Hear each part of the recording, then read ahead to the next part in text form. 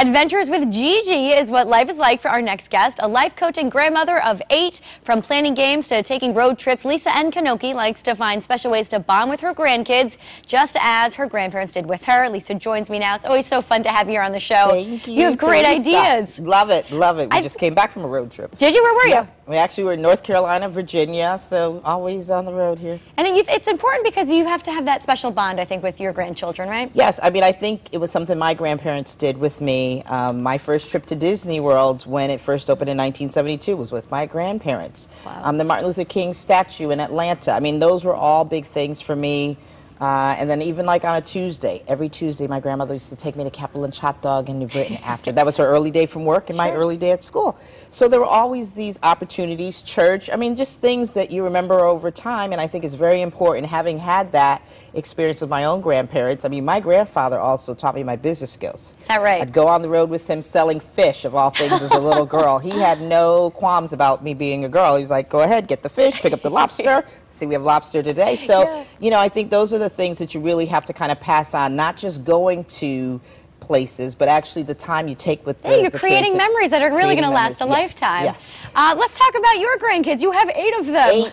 Ages 8 down to, I think, 6 months old. Look at them. Yes, that's some of them there. They love clowning. That's Jaden clowning on top of his grandmother's head. That's it. Yes. All right, so we were talking about the road trip before we went on air, about how now there's iPads, now there's the TVs and the headrests and that type of thing. Yes. When I was growing up, we didn't have that. I think we used to play the license plate game. Yeah. And you had to try and cross them off from each state. Times have changed, though. It has, but I did say on this road trip home, I told my grandkids, no movies, no iPad, we're going to talk. Well, we always look at the signs. I always have them for reading. Look at the signs. What does it say? Try to practice sight reading.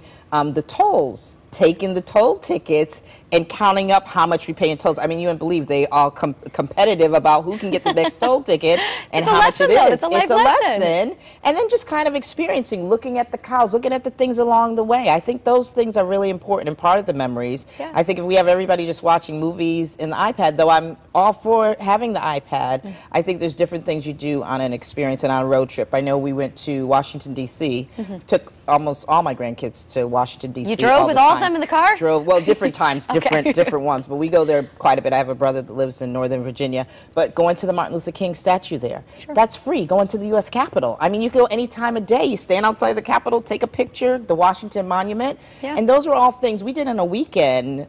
President's Day weekend, we went to Washington. Oh, how ironic. And yeah, so I mean, but I think if you look at those types of things, they can be cost effective. Rented a car from Enterprise Rent-A-Car in New Britain. That's what I did, and took a SUV for like, I think, $200. Yeah. And they can all fit, then, right? and then you get on the road, you have the tolls. One night at a hotel, if you get a good hotel, you know, a Hyatt, a Fairfield Inn on the weekend, sometimes you can get $125 or less for a weekend, and AAA also use that a lot. Ah, that's a good point. So the kids love to swim. I think all parents are amazed that when you go to these big activities and then they say, can we go back to the pool? Can we just stay and swim? I know, That's I think what they all want to do.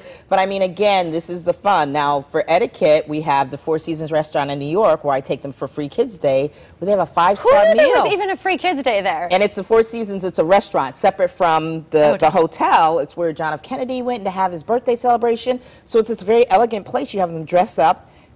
2 kids for free per parent, and they go for free, and it's everything. You have a butler, the whole 9 yards. So you go for that in a day in New York City, come back out, stay at the Greenwich Hyatt, swim. I mean, you have all kinds of things. And there's still time to sign up for that, right? There's still time to sign up. It's August 24th this year. I already signed my grandkids up for it. Yeah, and then we also have where we do the big road trip. We went to L.A. on the plane.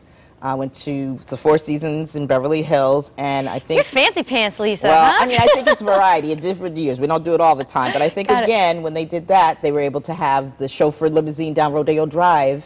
Not bad. And free Hollywood Walk of Fame. All things you could just do for free. It's not everything has to be expensive. Let's talk a little bit about staycations, in case we want to stay here in Connecticut. You mentioned we could go down to the Mystic Aquarium. The Mystic Aquarium. Everybody loves that, or the Seaport, but I think the kids, my grandkids, love the Mystic Aquarium. We can go there over and over. The Mashantucket Pequot Museum. I think culture is also very important to integrate into your trip with your kids. So that, the Amistad Center for Art and Culture, we love that over at the Wadsworth Atheneum.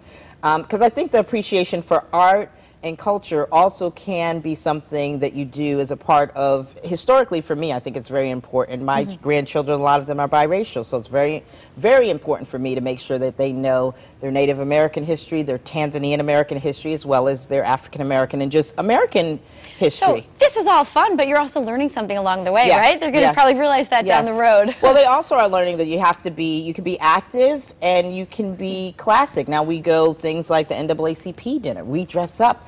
That's a big deal, but it's something in community, or if it was a charity event. So I think there's different ways to incorporate a lot of things into kids, just the whole journey, their journey. And I think it's something that hopefully what I've passed on to them, I hope that they will pass on to their children. Absolutely. Just think out of the box a little bit, That's right? it. And plus you're having fun yourself. I mean, I'm not like the traditional grandmother that's going to go to Disney all day. We might go in the afternoon after 3 or 4 because... Fair, and you don't want to wait in line, do you? Not wait in line. It's half price. Sometimes you go later in the afternoon. And what do the kids really want to see? The fireworks and the parade. That's always at 6 or 7:30. So there you go. So just why do a not little go research later? ahead of time. That's it. All right, That's Lisa, it. thank you so much for your ideas. Thank you.